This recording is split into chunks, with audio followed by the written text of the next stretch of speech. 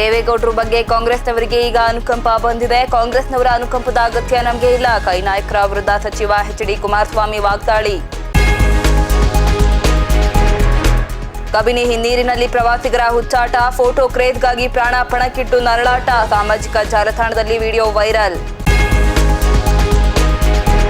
ಸೂರಜ್ ಹೆಗ್ಡೆ ನಿಧನಕ್ಕೆ ಕಾಂಗ್ರೆಸ್ ನಾಯಕರ ಕಂಬನಿ. ಸೂರಜ್ ಹೆಗ್ಡೆಗೆ ಅಂತಿಮ ನಮನ ಸಲ್ಲಿಸಿದ ರಾಹುಲ್ ಗಾಂಧಿ. ಕೈ ವರಿಷ್ಠರ ಸಮ್ಮುಖದಲ್ಲಿ ಮರೆಯಾದ ಯುವ ನಾಯಕ. ಮೈಸೂರಿನಲ್ಲಿ ಮೇಕೆದಾಟು ಯೋಜನೆಗಾಗಿ ಕರವೇ ಪ್ರತಿಭಟನೆ. ಅಧಿಕಾರ ಬಂದ ಮೇಲೆ ಸಿಎಂ ಡಿಕೆಶಿ ಮೇಕೆದಾಟು ಮರೆತ್ರ. ಸಿಎಂ ವಿರುದ್ಧ ಕನ್ನಡಪರ ಸಂಘಟನೆಗಳ ಕಿಡಿ.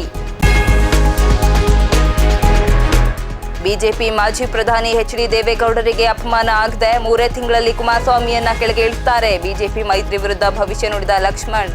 ರಾಜ್ಯಧರ್ಮ ನ್ಯೂಸ್ಗೆ ಸ್ವಾಗತ. ನಾನು ರಾಧಿಕಾ ಬೈರನಾಯ್ಕ. ಮಂಡ್ಯದ ಶ್ರೀರಂಗಪಟ್ಟಣದ ತಗ್ಗಹಳ್ಳಿಯಲ್ಲಿ ಕೇಂದ್ರ ಸಚಿವ ಎಚ್.ಡಿ. ಕುಮಾರಸ್ವಾಮಿ ಸಿಎಸ್ಆರ್ ಫಂಡ್ ನಡಿ ನಿರ್ಮಾಣವಾದ ಶಾಲಾ ಕಟ್ಟಡವನ್ನು ಉದ್ಘಾಟನೆ ಮಾಡಿದ್ದಾರೆ. ಈ ವೇಳೆ ಮಂಡ್ಯದಲ್ಲಿ ರಸ್ತೆ ಅಭಿವೃದ್ಧಿಗೆ 54 ಕೋಟಿ ಸಿಎಸ್ಆರ್ ಅನುದಾನ ನೀಡುವುದಾಗಿ ಘೋಷಣೆ ಮಾಡಿದರು. ಇದೇ ವೇಳೆ ದೇವೇಗೌಡರಿಗೆ ರಾಜ್ಯಸಭೆ ಟಿಕೆಟ್ ವಿಚಾರವಾಗಿ ಮಾತನಾಡಿದ ಅವರು, ಕಾಂಗ್ರೆಸ್ಸಿಗರ ಅನುಕಂಪದ ಅಗತ್ಯವಿಲ್ಲ. ಅವರು ಅಧಿಕಾರಕ್ಕಾಗಿ ಯಾರಿಗೂ ಕೈ ಚಾಚಿದವರಲ್ಲ. ಇನ್ನು ಮೈತ್ರಿ ವಿಚಾರದಲ್ಲಿ ಕಾಂಗ್ರೆಸ್ ಹುನ್ನಾರ ನಡೆಸ್ತಾ ಇದೆ ಎಂದು ಕಿಡಿಕಾರಿದರು. ಇನ್ನು ಸಿಎಂ ಡಿಕೆಶಿ ಕುಮಾರಸ್ವಾಮಿ ಅವರ ಸಲಹೆ ಕೇಳೋದಾಗಿ ಹೇಳಿದ್ದಕ್ಕೆ ತಿರುಗೇಟು ನೀಡಿದ ಅವರು, ನಾನು 2 ಬಾರಿ ಸಿಎಂ ಆಗಿ ಏನ್ ಮಾಡಿದ್ದೇನೆ ಎಂದು ಪ್ರಶ್ನೆ ಮಾಡುವವರಿಗೆ ನಾನೇನ್ ಸಲಹೆ ನೀಡಲಿ? ಅತಿ ವಿನಯಂ ಧೂರ್ತ ಲಕ್ಷಣವೆಂದು ಸಿಎಂ ಡಿಕೆಶಿಗೆ ತಿರುಗೇಟು ನೀಡಿ, ಸದ್ಯದ ನಮ್ಮ ಗುರಿ ಮೈತ್ರಿ ಪಕ್ಷಗಳಿಗೆ ಶಕ್ತಿ ತುಂಬಿ ಜನರನ್ನ ಉಳಿಸೋದಾಗಿದೆ ಅಷ್ಟೇ ಅಂತ ತಿಳಿಸಿದ್ದಾರೆ. ನಾನು ಕಾಂಗ್ರೆಸ್ನ ಯಾರನ್ನೂ ಸಂಪರ್ಕ ಮಾಡಿಲ್ಲ. ಇದೆಲ್ಲ ಮಾಧ್ಯಮದಲ್ಲಿ ಬರ್ತಾ ಇರ್ತಕ್ಕಂಥ ಸುದ್ದಿಗಳು. ನಾನು ಯಾವುದೇ ಕಾಂಗ್ರೆಸ್ ನಾಯಕರನ್ನ ಭೇಟಿ ಮಾಡ್ತಕ್ಕಂಥದ್ದಕ್ಕೆ ಹೋಗಿಲ್ಲ. ನಾನು ಏನು ಸಲಹೆ ಕೊಡಲಿ? ಈಗ ಅವರೇ ತುಮಕೂರಿನಲ್ಲಿ ಭಾಷಣ ಮಾಡಿದ್ರು. ಕುಮಾರಸ್ವಾಮಿ 2 ಬಾರಿ ಮುಖ್ಯಮಂತ್ರಿಯಾಗಿ ಏನು ಕಿತ್ತಾಕಿದ್ದಾರೆ ಅಂತ ಅದೇನೋ ಪದ ಬಳಸಿದರು. ಏನು ಅರ್ಧವ್ರೆ ಅಂತ.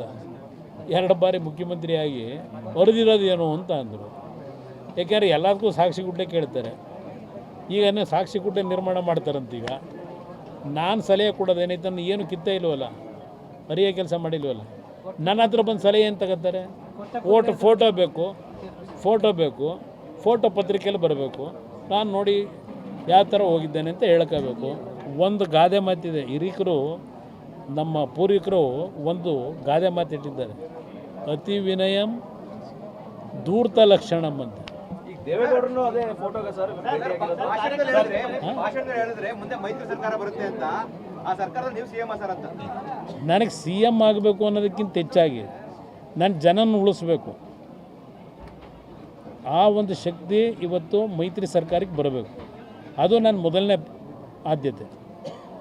ಎಚ್.ಡಿ. ಕೋಟೆ ಕಬಿನಿ ಹಿನ್ನೀರಿನಲ್ಲಿ ಪ್ರವಾಸಿಗರು ನಡೆಸಿದ ಹುಚ್ಚಾಟದಿಂದಾಗಿ ಐಷಾರಾಮಿ ಕಾರೊಂದು ನೀರಿನಲ್ಲಿ ಮುಳುಗಡೆಯಾದ ಘಟನೆ ನಡೆದಿದೆ. ಪ್ರವಾಸಿಗರು ನಿಯಮಗಳನ್ನು ಸಂಪೂರ್ಣವಾಗಿ ಗಾಳಿಗೆ ತೂರಿ ಹಿನ್ನೀರಿನ ಪ್ರದೇಶದ ಒಳಗೆ ಕಾರನ್ನ ತೆಗೆದುಕೊಂಡು ಹೋಗಿ ಫೋಟೋ ಕ್ಲಿಕ್ಕಿಸಿಕೊಳ್ಳುವ ಪ್ರಯತ್ನ ಮಾಡುತ್ತಿದ್ದಾಗ ಈ ಅವಘಡ ಸಂಭವಿಸಿದೆ. ಇನ್ನು ಕಾರು ನೀರಿನಲ್ಲಿ ಸಿಲುಕಿ ನಿಯಂತ್ರಣ ತಪ್ಪಿ ಮುಳುಗಡೆ ಆಗ್ತಾ ಇರುವುದನ್ನು ಕಂಡು ಸ್ಥಳೀಯರು ಮತ್ತು ಪ್ರವಾಸಿಗರು ಆತಂಕಕ್ಕೆ ಒಳಗಾಗಿದ್ದಾರೆ. ಅದೃಷ್ಟವಶಾತ್ ಕಾರಿನಲ್ಲಿದ್ದ ಯುವಕರು ಸಮಯ ಪ್ರಜ್ಞೆ ಮೆರೆದು ಅಪಾಯದಿಂದ ಪಾರಾಗಿದ್ದು ಈ ದೃಶ್ಯ ಸೋಷಿಯಲ್ ಮೀಡಿಯಾಗಳಲ್ಲಿ ವೈರಲ್ ಆಗ್ತಾ ಇದೆ. ಇನ್ನು ಪ್ರವಾಸಿಗರ ಈ ಬೇಜವಾಬ್ದಾರಿತನ ವರ್ತನೆಗೆ ಸ್ಥಳೀಯರು ತೀವ್ರ ಆಕ್ರೋಶ ವ್ಯಕ್ತಪಡಿಸಿದ್ದಾರೆ. ಪರಿಸರ ಸೂಕ್ಷ್ಮ ವಲಯದಲ್ಲಿ ಇಂತಹ ಅಪಾಯಕಾರಿ ಕೃತ್ಯಗಳನ್ನು ತಡೆಯಲು ಮತ್ತು ಪ್ರವಾಸಿಗರ ಅತಿಯಾದ ಉತ್ಸಾಹಕ್ಕೆ ಕಡಿವಾಣ ಹಾಕಲು ಅರಣ್ಯ ಹಾಗೂ ಪ್ರವಾಸೋದ್ಯಮ ಇಲಾಖೆಗಳು ಕಠಿಣ ಕ್ರಮ ಕೈಗೊಳ್ಳಬೇಕೆಂಬ ಕೂಗು ಸಹ ಕೇಳಿ ಬರ್ತಾ ಇದೆ.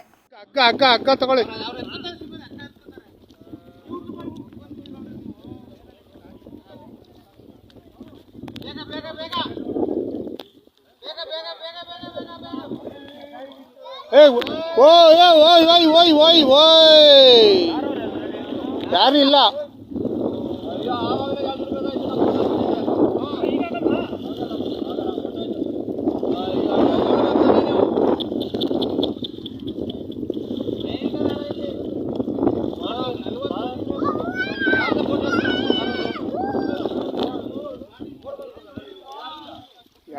ಯಾರ್ದು ಇವ್ರೆ ಹೆಂಗ್ ಮಾಡ್ಬೋದು ಇದನ್ನ?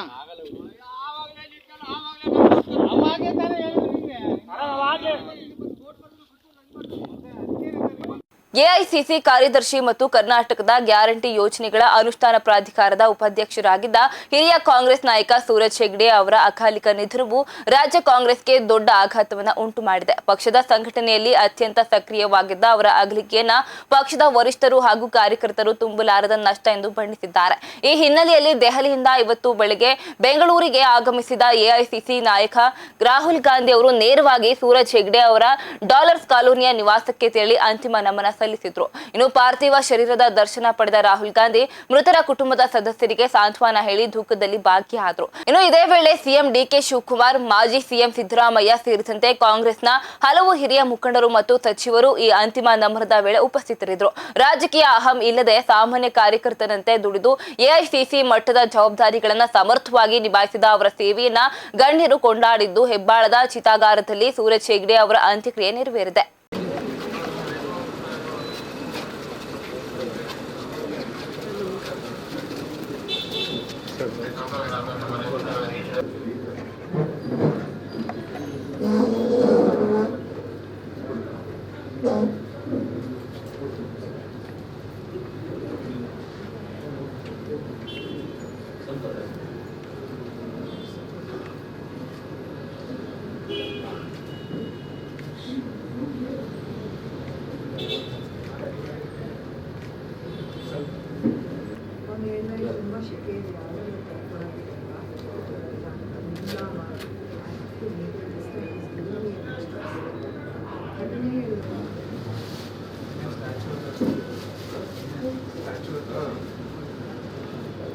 ಸಾರಿ ಆಗಬೇಕು ಕೌನ್ಸಿಲ್ ಅಂತ ಹೇಳಿದ್ರು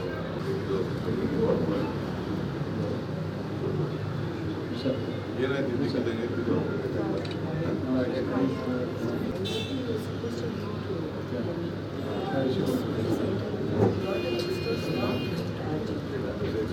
slot to meet our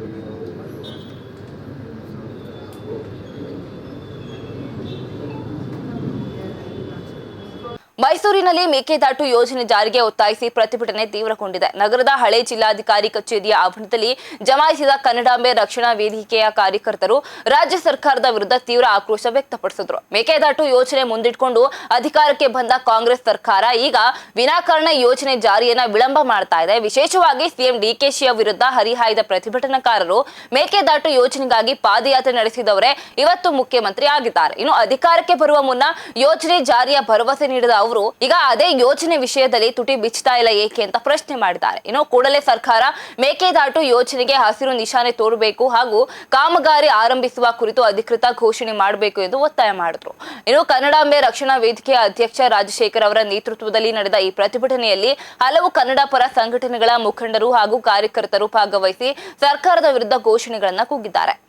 ನಮ್ಮ ನೀರು ನಮ್ಮ ನೀರು ನಿರ್ಮಿಸಿ ನಿರ್ಮಿಸಿ ಮೇಕೆದಾಟು ನಿರ್ಮಿಸಿ ನಿರ್ಮಿಸಿ ನಿರ್ಮಿಸಿ ಮೇಕೆದಾಟು ನಿರ್ಮಿಸಿ ನಿರ್ಮಿಸಿ ನಿರ್ಮಿಸಿ ಮೇಕೆದಾಟು ನಿರ್ಮಿಸಿ ಬೇಕೇ ಬೇಕು ಹೋರಾಟ ಬೇಕೇ ಬೇಕು ಕನ್ನಡಾಂಬೆ ರಕ್ಷಣಾ ವೇದಿಕೆ ವತಿಯಿಂದ ಮೇಕೆದಾಟು ಯೋಜನೆಯನ್ನ ಕೂಡಲೇ ಪ್ರಾರಂಭಿಸಬೇಕು ಎನ್ನುವ ನಿಟ್ಟಿನಲ್ಲಿ ಇವತ್ತು ಒಂದು ಕನ್ನಡಾಂಬೆ ರಕ್ಷಣಾ ವೇದಿಕೆ ಒಂದು ಹೋರಾಟವನ್ನು ಮಾಡಿದ್ದೇವೆ.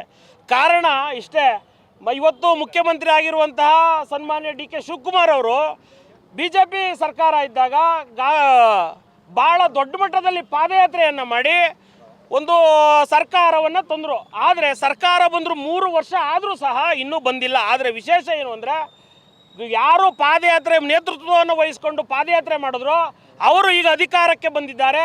ದಯಮಾಡಿ ನಾನು ನಿರೀಕ್ಷೆಯನ್ನು ಇಟ್ಕೊಂಡಿದ್ದೆ, ನೀವು ಮುಖ್ಯಮಂತ್ರಿಗಳಾಗಿದ್ದಾಗ ಮೊದಲನೇ ಒಂದು ಘೋಷಣೆ ಮೇಕೆದಾಟುವನ್ನು ಪ್ರಾರಂಭ ಮಾಡ್ತೀನಿ ಅಂತ. ಆ ನಿರೀಕ್ಷೆ ಸುಳ್ಳಾಗಿದೆ. ನಿಮ್ಮ ಹೋರಾಟ ಬರೀ ಪ್ರಚಾರಕ್ಕೆ ಸೀಮಿತವಾಯ್ತಾ ಇಲ್ಲ ಅಧಿಕಾರಕ್ಕೆ ಬರೋಕ್ಕೆ ಮಾತ್ರ ಸೀಮಿತ ಅನ್ನೋದು ಕನ್ನಡಿಗರ ಪ್ರಶ್ನೆ ಅಂತ ಆಗಿದೆ. ದಯಮಾಡಿ ತಾವು ಅಧಿಕಾರಕ್ಕೆ ಕನ್ನಡಕ್ಕಾಗಿ ಕನ್ನಡಿಗರಿಗಾಗಿ ಏನಾದರೂ ಒಂದು ಪಾದಯಾತ್ರೆ ನಿಜವಾಗೇ ಒಂದು ಹೋರಾಟದ ದೃಷ್ಟಿಯಿಂದ ಪಾದಯಾತ್ರೆ ಮಾಡಿದರೆ ಕೂಡಲೇ ಆ ಮೇಕೆದಾಟು ಯೋಜನೆಯನ್ನು ಪೂರ್ಣಗೊಳಿಸಬೇಕು. ಈಗ ಕಾರ್ಯನಿಮಿತ್ತವಾಗಿ ಪ್ರಾರಂಭವನ್ನು ಮಾಡಬೇಕು. ಮೇಕೆದಾಟು ತಮಿಳುನಾಡು ಒಂದು ಸರ್ಕಾರ ಏನು ಅರ್ಜಿಯನ್ನು ಹಾಕಿತ್ತು ಸುಪ್ರೀಂ ಕೋರ್ಟ್ನಲ್ಲಿ, ಆ ಅರ್ಜಿ ವಜಾ ಆಗಿದೆ. ಸುಪ್ರೀಂ ಕೋರ್ಟ್ ಆದೇಶ ಯಾವುದಿದೆ, ಕಾವೇರಿ ನಿಗಮ ಮಂಡಳಿದು ಅಂತ ಇದೆ. ಇನ್ನು ಯಾಕೆ ನಿಮ್ಮ ರಾಜಕೀಯ ಬೇಳೆ ಬೇಯಿಸ್ಕೊಳ್ಳೋಕ್ಕೋಸ್ಕರ 47 TMC ನೀರು ಹಿಡಿಯುವಂಥ ಒಂದು ಯೋಜನೆಯನ್ನು ಯಾಕೆ ನೀವು ಇನ್ನೂ ಕಾಲ ಹಗರಣ ಮಾಡ್ತಾ ಇದ್ದೀರಿ? ಇನ್ನೂ ಜನರು ಯಾರು ಯಾಮಾರೋದಿಲ್ಲ. ನೀವು ಈ ಕೂಡಲೇ ಆ ಯೋಜನೆಯನ್ನು ಪೂರ್ಣಗೊಳಿಸ್ತಿಲ್ಲ ಅಂತಂದರೆ ಮುಂದಿನ ದಿನಗಳಲ್ಲಿ ನೀವು ಯಾವ ಮೊಕ್ಕ ಉಟ್ಕೊಂಡು ಜನರ ಬಳಿ ಓಟನ್ನು ಕೇಳಕ್ಕೆ ಬರ್ತೀರಿ. ಹಾಗಾಗಿ ಕನ್ನಡಾಂಬೆ ರಕ್ಷಣಾ ವೇದಿಕೆ ವಿನಯದಿಂದ ತಮಗೆ ಏನು ಒಂದು ಹೋರಾಟವನ್ನು ಮಾಡಿದಿರಿ, ಆ ಹೋರಾಟದ ಫಲವಾಗಿ ಇವತ್ತೊಂದು ಯೋಜನೆಯನ್ನು ಮಾಡಿ ಅಂತ ಹೇಳಿ ಕನ್ನಡಾಂಬೆ ರಕ್ಷಣೆಗೆ ಆಗ್ರಹವನ್ನು ಮಾಡ್ತಾ ಇದ್ದೇವೆ. ಮಂಡ್ಯದಲ್ಲಿ ನಡೆದಿದ್ದ ಒಂದೇ ಕುಟುಂಬದ 3 ಸಾವಿನ ಪ್ರಕರಣವು ಇದೀಗ ತನಿಖೆಯ ಬಳಿಕ ಆಘಾತಕಾರಿ ತಿರುವು ಪಡ್ಕೊಂಡಿದೆ. ಆರ್ಥಿಕ ಸಂಕಷ್ಟದಿಂದ ಬೇಸತ್ತ ತಂದೆಯೇ ತನ್ನ ಪತ್ನಿ ಮತ್ತು ಮಗನನ್ನ ಕೊಲೆ ಮಾಡಿ ತಾನು ನೇಣಿಗೆ ಶರಣಾಗಿರುವುದು ಪೊಲೀಸ್ ತನಿಖೆಯಲ್ಲಿ ಬಹಿರಂಗವಾಗಿದೆ. ಮೃತರನ್ನ ಬಟ್ಟೆ ವ್ಯಾಪಾರಿ ಪ್ರಭಾಕರ್, ಪತ್ನಿ ಜ್ಯೋತಿ ಮತ್ತು ಮಗ ಸಂತೋಷ್ ಎಂದು ಗುರುತಿಸಲಾಗಿದೆ. ಇನ್ನು ಈ ದುರ್ಘಟನೆ ಇವತ್ತು ಬೆಳಗಿನ ಜಾವ ನಡೆದಿದ್ದು ಪ್ರಭಾಕರ್ ಅವರೇ ಈ ಕೃತ್ಯ ಎಸಗಿದ್ದಾರೆ ಎಂಬುದು ಮೇಲ್ನೋಟಕ್ಕೆ ದೃಢಪಟ್ಟಿದೆ ಎಂದು Mandya SP doctor VJ Shobharani ತಿಳಿಸಿದ್ದಾರೆ.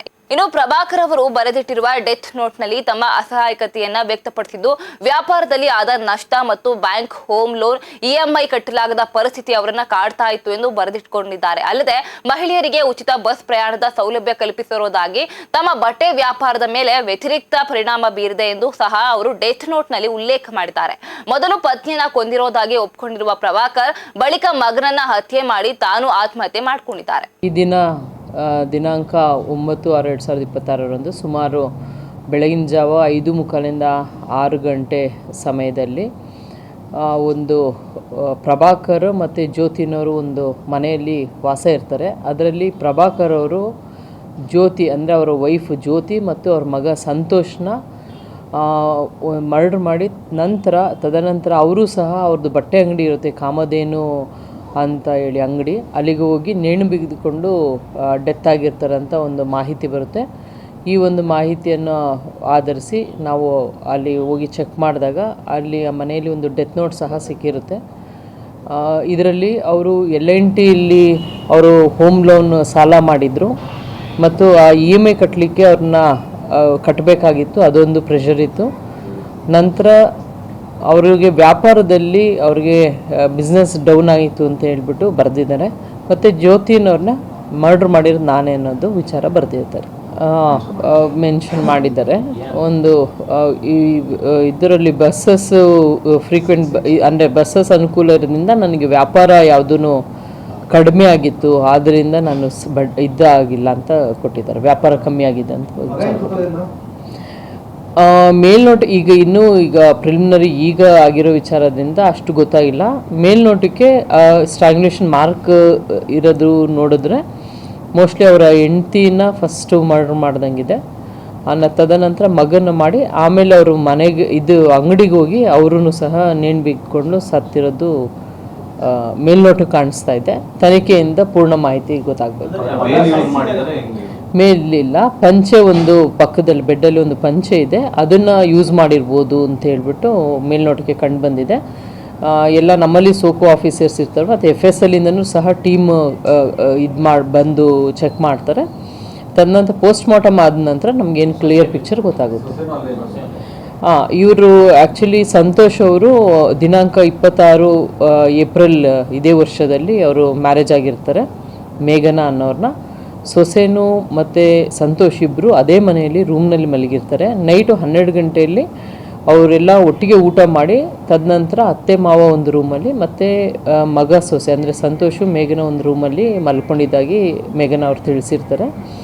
ಅವರು ಬೆಳಗ್ಗೆ ಅರ್ಲಿ ಮಾರ್ನಿಂಗ್ ಎದ್ದೇಳ್ತಾರೆ ಮೇಘನ ಅವರು 6:30ಗೆ. ಅವರು ಮನೆ ಕೆಲಸ ಎಲ್ಲ ಮಾಡಿದ ನಂತರ ಅವರು ಸ್ನಾನ ಮಾಡಿ ಪೂಜೆ ಮಾಡಿ ನಂತರ ಅವ್ರ ಅತ್ತೆನ ಎಬ್ಬರಿಸಲಿಕ್ಕೆ ಒಂದು 8:15 8:30 ಸಮಯದಲ್ಲಿ ಅವ್ರ ಅತ್ತೆ ರೂಮ್ಗೆ ಹೋಗ್ತಾರೆ. ಆವಾಗ ಮುಂದುಗಡೆಯಿಂದ ಲ್ಯಾಚ್ ಇರುತ್ತೆ. ಅವರು ಓಪನ್ ಮಾಡಿ ನೋಡಿದಾಗ ಅವರು ಈ ಸ್ಥಿತಿಯಲ್ಲಿ ನೋಡಿದೆ ಅಂತ ಹೇಳ್ಬಿಟ್ಟು ಅವ್ರು ತಿಳಿಸಿರ್ತಾರೆ ಮೇಘನ ಅವರು. ಅವ್ರಿಗೆ ಗೊತ್ತಾಗಿಲ್ಲ, ಇವರು ಮಲಗಿದ್ರಂತ, ಲೇಟ್ ನೈಟ್ ಮಲಗಿರೋದು 12 o'clock ನಂತರ ಊಟ ಮಾಡಿ ಇವ್ರು ರೂಮಿಂದ ಎದ್ದೋಗಿರೋದು ಯಾವಾಗ ಅಂತ ನನಗೆ ಗೊತ್ತಿಲ್ಲ ಅಂದರು. ಯಾವುದೂ ಶಬ್ದ ಏನು ಬಂದಿಲ್ಲ, ಬಿಕಾಸ್ ಫ್ಯಾನ್ ಇತ್ತು, ಹಂಗಾಗಿ ಶಬ್ದ ನನಗೆ ಗೊತ್ತಾಗಿಲ್ಲ ಅಂತ ಹೇಳಿದರು. ಜಗಳ ಏನೂ ಆಗಿಲ್ಲ ಅಂತ ಹೇಳಿದ್ರು. ನೈಟ್ ಬುದ್ಧಿಮಾಂದ್ಯ ಅಂತ ಹೇಳ್ತಾ ಇದ್ರು, ಮಗ ಬುದ್ಧಿಮಾಂದ್ಯ ಅಂತ ಹೇಳ್ತಾ ಇದ್ರು, ಆ ಥರದ್ದು ಏನಾದರೂ ಇದೆಯಾ? ಈಗ ತಕ್ಷಣಕ್ಕೆ ಏನೂ ಗೊತ್ತಾಗಿಲ್ಲ, ಫುಲ್ ಡೀಟೇಲ್ ಗೊತ್ತಾಗಿಲ್ಲ ಇನ್ನೂ. ಬುದ್ಧಿಮಾಂದ್ಯ ಇದೆಯಾ ಏನು ಅಂತ ಇನ್ನೂ ಡೀಟೇಲ್ ಗೊತ್ತಿಲ್ಲ, ಬಿಕಾಸ್ ಯಾರೂ ಅದ್ರ ಬಗ್ಗೆ ಏನು ಹೇಳಿಲ್ಲ. ನಾವು ಒಂದ್ಸತಿ ಈಗ ಪೋಸ್ಟ್ ಮಾರ್ಟಮ್ ರಿಪೋರ್ಟ್ ಬಂದರೆ ನಮಗೊಂದು ಐಡಿಯಾ ಸಿಗುತ್ತೆ ಎಂತಕ್ಕಾಗಿ ಆಗಿರ್ಬೋದು ಅಂತ ಹೇಳ್ಬಿಟ್ಟು. ರಾಜ್ಯಸಭಾ ಚುನಾವಣೆಯಲ್ಲಿ ಎನ್ಡಿಎ ಅಭ್ಯರ್ಥಿಯಾಗಿ ಮಾಜಿ ಪ್ರಧಾನಿ ಎಚ್.ಡಿ. ದೇವೇಗೌಡರನ್ನ ಆಯ್ಕೆ ಮಾಡುತ್ತಿರುವ ಬಿಜೆಪಿ ನಿರ್ಧಾರದ ವಿರುದ್ಧ ಕೆಪಿಸಿಸಿ ವಕ್ತಾರ ಎಂ ಲಕ್ಷ್ಮಣ್ ತೀವ್ರ ವಾಗ್ದಾಳಿ ನಡೆಸಿದ್ದಾರೆ. ಸುದ್ದಿಗೋಷ್ಠಿಯಲ್ಲಿ ಮಾತನಾಡಿದ ಅವರು, ನಾಮಪತ್ರ ಸಲ್ಲಿಕೆಗೆ ಕೊನೆಯ ದಿನವಾದರೂ ಬಿಜೆಪಿ ದೇವೇಗೌಡರನ್ನ ಕಡೆಗಣಿಸಿರುವುದು ಅವರಿಗೆ ಮಾಡಿದ ದೊಡ್ಡ ಅಪಮಾನ ಆಗಿದೆ. ಕಳೆದ 1 ವರ್ಷದಿಂದ ಬಿಜೆಪಿ ತನ್ನ ರಾಜಕೀಯ ಲಾಭಕ್ಕಾಗಿ ಮತ್ತು ಕಾಂಗ್ರೆಸ್ ವಿರುದ್ಧ ವಾಗ್ದಾಳಿ ನಡೆಸಲು ಹಾಗೂ ಪ್ರಧಾನಿ ಮೋದಿ ಅವರನ್ನ ಹೊಗಳಲು ದೇವೇಗೌಡರನ್ನ ಬಳಸಿಕೊಂಡಿತ್ತು. ಆದರೆ ಇವತ್ತು ಆ ಪಕ್ಷಕ್ಕೆ ಮರ್ಮಘಾತ ನೀಡಿದೆ ಎಂದು ಟೀಕೆ ಮಾಡಿದ್ದಾರೆ. ಬಿಜೆಪಿಯ ಈ ನಡೆ ಜೆಡಿಎಸ್ ಪಕ್ಷಕ್ಕೆ ಮುಜುಗರ ತಂದಿದ್ದು, ಕೂಡಲೇ ಎಚ್.ಡಿ. ಕುಮಾರಸ್ವಾಮಿ ಎನ್ಡಿಎ ಮೈತ್ರಿ ನಿರ್ಧಾರದ ಬಗ್ಗೆ ಮರುಚಿಂತನೆ ನಡೆಸಬೇಕು ಅಂತ ಲಕ್ಷ್ಮಣ್ ಸಲಹೆ ನೀಡಿದರು. ಇನ್ನು ಸಚಿವರಾಗಿರುವ ಕುಮಾರಸ್ವಾಮಿ ಅವರನ್ನ 3 ತಿಂಗಳಲ್ಲಿ ಅಧಿಕಾರದಿಂದ ಕೆಳಗೆ ಇಳಿಸುತ್ತಾರೆ ಎಂದು ಭವಿಷ್ಯ ನುಡಿದ ಅವರು, ನಿಮ್ಮ ತಂದೆಯವರ ಗೌರವಕ್ಕಿಂತ ನಿಮಗೆ ಸಚಿವ ಸ್ಥಾನ ಮುಖ್ಯವಾಯಿತೆ ಎಂದು ಪ್ರಶ್ನೆ ಮಾಡಿದ್ದಾರೆ. ಇನ್ನು ದೇವೇಗೌಡರು ದೈಹಿಕವಾಗಿ ಅಶಕ್ತರಾಗಿದ್ರು, ಮಾನಸಿಕವಾಗಿ ಸದೃಢರಾಗಿದ್ದಾರೆ. ಅಂತವರನ್ನ ರಾಜ್ಯಸಭೆಗೆ ಆಯ್ಕೆ ಮಾಡಿದ ಬಿಜೆಪಿ ನಡೆ ಖಂಡನೀಯ ಅಂತ ಕಿಡಿಕಾರಿದ್ರು. ಎಚ್.ಡಿ. ದೇವೇಗೌಡರಿಗೆ ಮಾಡಿರುವಂಥ ಅಪಮಾನ ನಾನು ಕಾಂಗ್ರೆಸ್ ಪಕ್ಷದ ವಕ್ತಾರನಾಗಿ ನಮ್ಮದೇನೋ ರಾಜಕೀಯ ಹಿತದೃಷ್ಟಿ ಇಟ್ಕೊಂಡು ನಾನು ಮಾತಾಡ್ತಾ ಇಲ್ಲ. ಭಾಳ ಅಪಾರವಾದಂಥ ಗೌರವ ನಮ್ಮ ರಾಜ್ಯದ ಜನತೆಗಿದೆ. ಒಬ್ಬ ರೈತನ ಮಗ ಆ ಲೆವೆಲ್ಗೆ ಪ್ರೈಮ್ ಮಿನಿಸ್ಟರ್ ಲೆವೆಲ್ಗೆ ಹೋಗಿದ್ರು. 14 ತಿಂಗಳು ಪ್ರೈಮ್ ಮಿನಿಸ್ಟರ್ ಆಗಿದ್ರು. ನೀವು ಪ್ರೈಮ್ ಮಿನಿಸ್ಟರ್ ಆಗಿ 14 ತಿಂಗಳು ಪ್ರೈಮ್ ಮಿನಿಸ್ಟರ್ ಆಗುವಂಥದ್ದಕ್ಕೆ ಅವಕಾಶ ಕಲ್ಪಿಸಿದ್ದೇ ಕಾಂಗ್ರೆಸ್ ಪಾರ್ಟಿ. ಕಾಂಗ್ರೆಸ್ ಪಾರ್ಟಿ ಯಾವುದೇ ಕಂಡೀಷನ್ಸ್ ಇಲ್ಲದೆ ನಿಮಗೆ ಅವಕಾಶವನ್ನು ಕೊಡ್ತು. ನೀವು 11 ತಿಂಗಳು ನೀವು ಅಧಿಕಾರದಲ್ಲಿದ್ದಿರಿ. ಆಮೇಲೆ ಸರಿಯಾಗಿ ಎಲ್ಲರನ್ನೂ ಒಟ್ಟಿಗೆ ತಗೊಳ್ಳುವಂಥ ಕೆಲಸವನ್ನು ನೀವು ಮಾಡಲಿಲ್ಲ. ಅದಕ್ಕೋಸ್ಕರ ನೀವು ಅಧಿಕಾರ ಕಳ್ಕೊಂಡ್ರಿ. ಒಂದು ಬಾರಿ ಕಾಂಗ್ರೆಸ್ ಪಕ್ಷ ಮತ್ತೆ ನಿಮಗೆ ನಿಮ್ಮ ಮಗವರಿಗೆ ಎಚ್.ಡಿ. ಕುಮಾರಸ್ವಾಮಿ ಅವರಿಗೆ ಬರೀ 37 ಸೀಟ್ ಇದ್ದಿದ್ರು ನಾವು 80 ಇದ್ರೂ ನಿಮಗೆ ಸಪೋರ್ಟ್ ಮಾಡಿ ನಿಮ್ಮ ಮಗನ್ನ ಮುಖ್ಯಮಂತ್ರಿ ಮಾಡಿದ್ದು. ಅವರು 14 ತಿಂಗಳು ಮುಖ್ಯಮಂತ್ರಿಗಳಾಗಿದ್ದರು. ಅವರು ಸರಿಯಾದ ರೀತಿಯಲ್ಲಿ MLAಗಳನ್ನ ಕರ್ಕೊಂಡು ಹೋಗೋದ್ರಿಂದ ಅವರು ಅಧಿಕಾರವನ್ನು ಕಳ್ಕೊಂಡ್ರು. ಆಪರೇಷನ್ ಕಮಲ BJಪಿಯವರೇ ನಿಮಗೆ ಬೆನ್ನಿಗೆ ಚೂರಿ ಹಾಕಿರು. ಶ್ರೀರಂಗಪಟ್ಟಣದ ಮುಖ್ಯ ಬೀದಿಯಲ್ಲಿ ಕುಡಿಯುವ ನೀರಿನ ಹೊಸ ಪೈಪ್ಲೈನ್ ಅಳವಡಿಸುವ ಕಾಮಗಾರಿ ವೇಳೆ ಭೀಕರ ಅವಘಡವೊಂದು ಸಂಭವಿಸಿದೆ. ನೆಲ ಅಗೆಯುವ ಕೆಲಸ ಮಾಡ್ತಾ ಇದ್ದ ಸಂದರ್ಭದಲ್ಲಿ ವಿದ್ಯುತ್ ತಂತಿ ತಗುಲಿ ಆಂಧ್ರ ಮೂಲದ 2 ಕಾರ್ಮಿಕರು ವಿದ್ಯುತ್ ಶಾಖಗೆ ಒಳಗಾಗಿದ್ದಾರೆ. ಇವತ್ತು ಬೆಳಗ್ಗೆಯಿಂದಲೇ ಕಾರ್ಮಿಕರು ಪೈಪ್ಲೈನ್ ಕಾಮಗಾರಿಯಲ್ಲಿ ನಿರತರಾಗಿದ್ದರು. ಈ ವೇಳೆ ಹಾರೆ ಬಳಸ್ತಾ ಇದ್ದಾಗ ವಿದ್ಯುತ್ ಪ್ರವಹಿಸಿ 2 ಕಾರ್ಮಿಕರು ಅಸ್ವಸ್ಥಗೊಂಡಿದ್ದಾರೆ. ಕೂದಲೆಳೆ ಅಂತರದಲ್ಲಿ 2 ಪ್ರಾಣ ಅಪಾಯದಿಂದ ಪಾರಾಗಿದ್ದು, ಕೂಡಲೇ ಸಹಚರರು ಅವರನ್ನ ಚಿಕಿತ್ಸೆಗಾಗಿ ಆಸ್ಪತ್ರೆಗೆ ದಾಖಲು ಮಾಡಿದ್ದಾರೆ. ಈ ಘಟನೆಯಿಂದಾಗಿ ಸ್ಥಳೀಯರಲ್ಲಿ ಮತ್ತು ಕೆಲಸದಲ್ಲಿ ತೊಡಗಿದ್ದ ಇತರ ಕಾರ್ಮಿಕರಲ್ಲಿ ಆತಂಕ ಮನೆ ಮಾಡಿದೆ.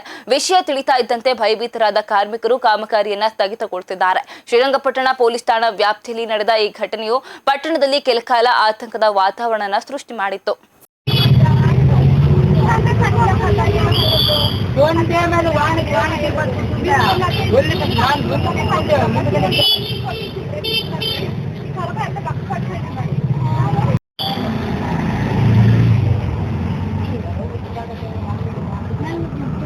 ಅಲ್ಲಿ ಟವರ್ ಇದೆಯಲ್ಲ, ಟವರ್ ಇಂದ ಅಂಡರ್ಗ್ರೌಂಡ್ ಒಂದು ಪೈಪ್ ಹೋಗಿದೆ ಅಲ್ಲಿ ಲೈಟ್ ಕಂಬಕ್ಕೆ ಅದೊಂದು ಜಾಗ ಒಂದು ಬಿಟ್ಬಿಟ್ಟು ಬಾಕಿ ಮಾಡ್ಕೊಳ್ಳಿ. ಯಾವಾಗ ಅವ್ರ ಹೆಸರೇನು? ವೆಂಕಟೇಶ. ಎಲ್ಲ ಬಳ್ಳಾರಿ ಅವರಾ?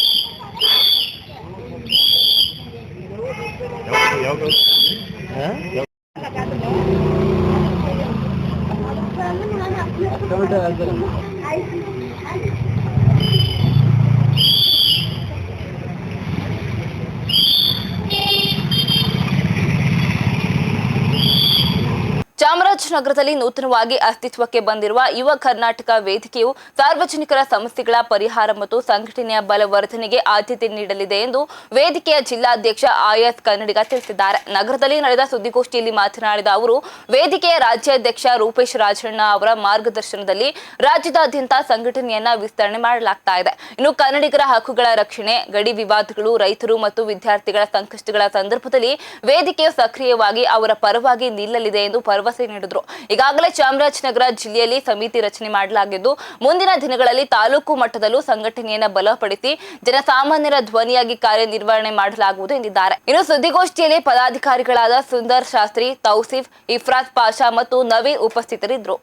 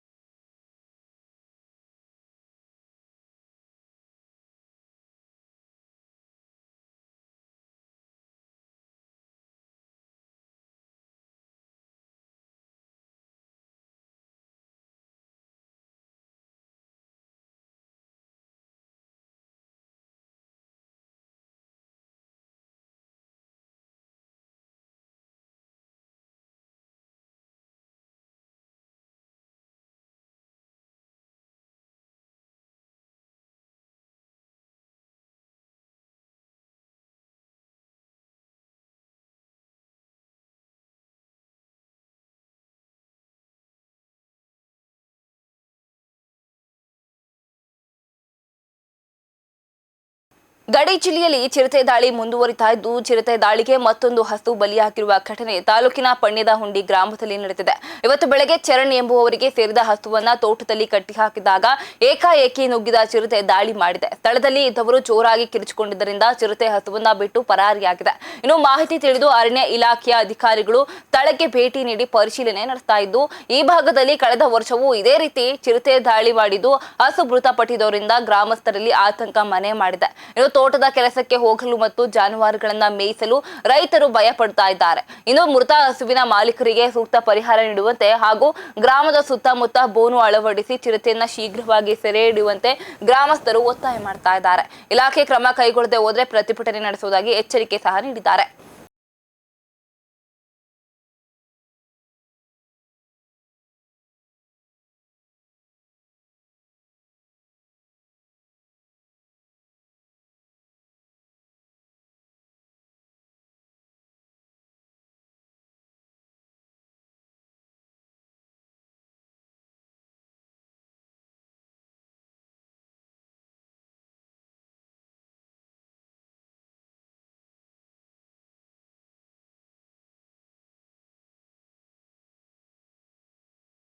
ಇದಿಷ್ಟು ಈವರೆಗಿನ ಪ್ರಮುಖ ಸುದ್ದಿಗಳು. ಹೆಚ್ಚಿನ ಸುದ್ದಿಗಾಗಿ ನೋಡ್ತಾ ಇರಿ ರಾಜ್ಯ ಧರ್ಮ ನ್ಯೂಸ್. ಇದು ಕನ್ನಡಿಗರ ಬೆನ್ನೆಲುಬು.